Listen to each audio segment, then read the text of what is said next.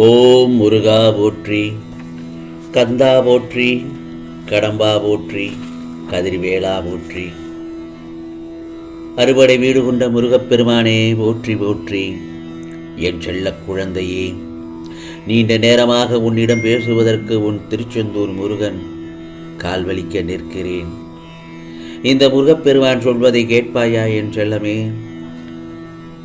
நிச்சயமாக உன் விருப்பங்கள் எல்லாம் நிறைவேறும். நடக்கப் போகும் அதிசயமும் அற்புதமும் என்ன தெரியுமா? நிச்சயமாக நீ கேட்டால் மகிழ்ச்சியின் உச்சிக்கே சென்று விடுவாய். இந்த முருகப்பெருமான் இந்த நல்லதொரு காலை விடியலில் அற்புதமான உண்மையான சத்திய வாக்கை உனக்கு நான் சொல்கிறேன். பொறுமையுடன் கேள். உனது ஆசைகள் அனைத்தும் நிராசைகளாக மாற்ற மாட்டேன். நிராசை, உற்சாகமின்மை, மனச்சோர்வு இவற்றில் எல்லாம் நான் சிக்கிக்கொள்ள விடமாட்டேன் உன்னை.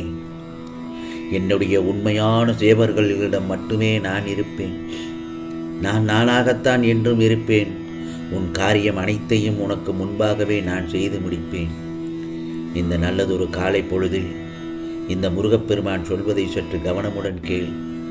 ஆம், நீண்ட நேரமாக நான் பேசுவதற்கு உன் வாசலில் தான் நிற்கிறேன். கால் வலிக்க நிற்கிறேன். நான் சொல்வதை சற்று கவனமுடன் கேள் என் செல்லமே. என்னுடைய பேச்சு வெறும் பேச்சல்ல, வீணான பேச்சும் அல்ல. முழுமையாக இந்த முருகப்பெருமானை நம்பு. எந்த ஒரு உழைப்புக்குமே அதற்கு ஏற்ற வருமானம் உண்டு என்பார்கள். அதுபோலத்தான் நீ எந்த ஒரு விஷயத்தில் ஆழ்ந்து போகிறாயோ அதற்கு உண்டான பலன் கண்டிப்பாக உன் கைகளில் வந்து சேரும். முருகா முருகா என்று என்னை கூப்பிடும் உனக்கு மனதார என்ன வேண்டும்? உனக்கு என்னுடைய பலன் கிடைக்காமல் போகாது என்று நான் உனக்கு நான் மனமாற ஆசீர்வதிக்கிறேன். நீ ஆசைப்படும் அத்தனை விஷயங்களும் வேண்டுதல்களும் நிராசையாக போகாமல் அதனை நல்ல ஆசையாக நீங்க விருப்பப்பட்டபடியே நிச்சயமாக நடக்கும். உற்சாகமாகாமல் போவதற்கோ மனச்சோர்வு அடைவதற்கோ இந்த முருகப்பெருமான் நிச்சயமாக உன்னை விடமாட்டேன். ஏன் என்னுடைய செல்ல பிள்ளை நீ. என் உண்மையான சேவர்களின் மட்டுமே நான் இருப்பேன். ஏதாவது ஒரு தேவைக்காக என்னை துதித்தால் கூட அதில் நிச்சயமாக உண்மை நிலை இருக்க வேண்டும். முருகா, என்னை நீ காப்பாற்று என்று சொன்னால் கூட அதில் ஒரு உண்மையான தத்துவமும் உண்மையான நிலை இருக்க வேண்டும். உன் கஷ்டத்தை கூறும் பொழுது உன் கஷ்டத்தை பற்றி நான் அறியாமல் இருக்க மாட்டேன். அதில் என்ன உனக்கு தேவை என்பதை உனக்கு அளவோடு தந்து நான் ரசிப்பேன் என் செல்லமே. நீ கேட்டவுடன் அனைத்தையும் நான் கொடுக்க மாட்டேன். உனக்கு இப்பொழுது என்ன தேவை? உன் தகுதிக்கு இவ்வளவு போதும் என்று எனக்கு தெரியும் அல்லவா? அதை நிச்சயமாக உனக்கு அருள் அளிப்பேன். தகுதியான ஒன்றுக்கு நீ ஆசைப்பட்டு கேட்டால் அதை நான் தவறாமல் தருவேன். அதேபோல் உண்மையாகவே என்னை முருகா என்று ஏற்றுக்கொண்டு என் சொல்படி நடந்து நியாய தர்மங்களுக்கு கட்டுப்பட்டு ஆசைகளை அடக்கி யார் ஒருவன் உண்மையாகவே அப்படிப்பட்ட ஒரு நிலைமைக்கு முயற்சி செய்கிறானோ அவனே எனக்கு என்னுடைய முழு பக்தனாவான். அவனுக்கு நான் சேவகனாக மாறிவிடுவேன் அந்த சமயத்தில் நிச்சயமாக. இது என் வெறும் பேச்சல்ல, முருகப்பெருமானின் வாக்கு. இனி வரும் காலங்களில் என் துணையோடு உன் வாழ்வை வாழப்போகிறாய். அதற்கு சான்றாக இப்போதே உன்னிடத்தில் நான் வந்துவிட்டேன். நீ கேட்பது அனைத்தையும் நிறைவேற்ற தயாராகிவிட்டேன். இதோ இந்த நல்லதொரு காலை பொழுதில் என் வாழ்த்துக்களை கூறி உன்னிடமே இருக்கப் போகிறேன். இப்பொழுது நான் உன்னுடனே இருக்கப் போகிறேன் என்று சொன்னவுடன் உனக்கு மகிழ்ச்சிதானே? உன் முகத்தில் முகம் மலர்ச்சியை பார்த்து நான் மகிழ்ச்சி அடைகிறேன். என் செல்லமே, சுமைகளைக் கண்டு நீ துவண்டு விடக்கூடாது. இந்த உலகத்தை சுமக்கும் பூமியே உன் காலடியில்தான். உனக்கு துணையாக இருப்பது இந்த முருகப்பெருமான் என்றால் எதிரில் இருப்பது நானாகத்தான் இருப்பேன். எப்பொழுதும் நானாகத்தான் இருப்பேன். நல்ல செய்தி ஒன்று உனக்காக காத்து கொண்டிருக்கிறது. மகிழ்ச்சியாக இரு. நீ விரும்பிய வாழ்க்கை உனக்கு தரப்போகிறேன்.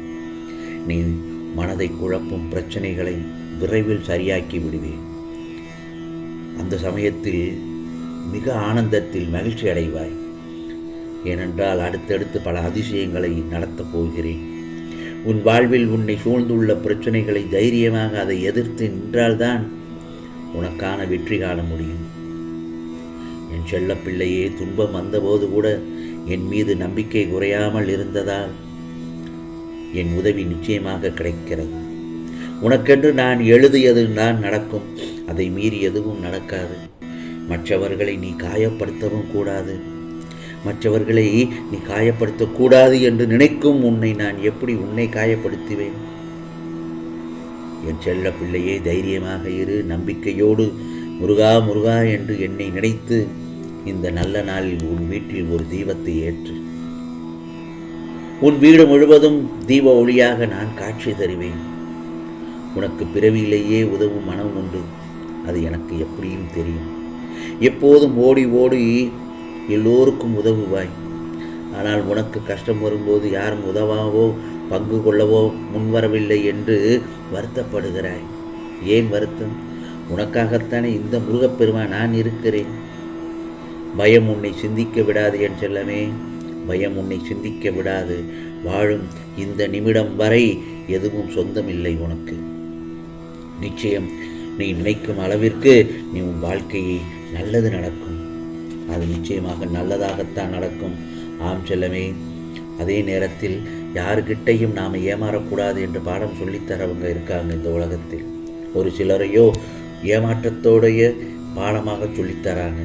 எது எப்படி இருந்தாலும் இந்த இரண்டையுமே நாம் தெரிந்து கொள்ள வேண்டும். ஏமாற்றத்தை சந்தித்தால்தான் நிச்சயமாக உன் வாழ்க்கையில் வரக்கூடிய ஏமாற்றத்தை சந்திக்காமல் உன்னால் அதிலிருந்து தப்பித்து கொள்ள முடியும். புரிகிறதா என் செல்லமே? தினமும் முருகா முருகா என்று என்னை தினமும் யார் முழு மனம் உருக என்னை அழைத்து வழிபடுகிறார்களோ அவர்களுடைய எல்லா பாவங்களையும் களைந்து விடுவேன். நான் உன்னை உயர்த்துவேன் என் செல்லமே. நிச்சயமாக உயர்த்துவேன். உனக்கு ஒளி ரூபமாய் நிச்சயம் எந்த வடிவலாவது வந்து காட்சியளிப்பேன். என்னிடம் வரும் ஒவ்வொருவருக்கும் கடந்த கால உறவு இருக்கிறது. உன் வாழ்வில் மாற்றத்தை நிச்சயமாக உண்டாக்குவேன். ஆனால் மாற்றம் என்பது தடுமாற்றமாகவோ ஏமாற்றமாகவோ நிச்சயமாக இருக்காது. இந்த முருகப்பெருமான் மீது முழு நம்பிக்கை வை. என் செல்வங்களை நிச்சயமாக நான் காப்பாற்றித் தருவேன். என்னுடைய நாமத்தை உச்சரிக்க உச்சரிக்க முருகா முருகா என்று தொடங்கிவிட்டாயா? சொல்லத் தொடங்கிவிட்டாயா? சொல்லிக்கொண்டே இரு. நிச்சயம் உனக்கு ஏதாவது ஒரு ரூபத்தில் வந்து காட்சியளிப்பேன். ஆகவே உனக்கானது எல்லாம் நிச்சயமாக நல்லது நடக்கும் என் செல்லமே. அதுவும் நல்லதாக நடக்கும், நன்மையாகவே நடக்கும். இது முருகப்பெருமானின் அருள் வாக்கு. ஓம் சரவண பவ. ஓம் சரவண பவ. ஓம் சரவண பவ.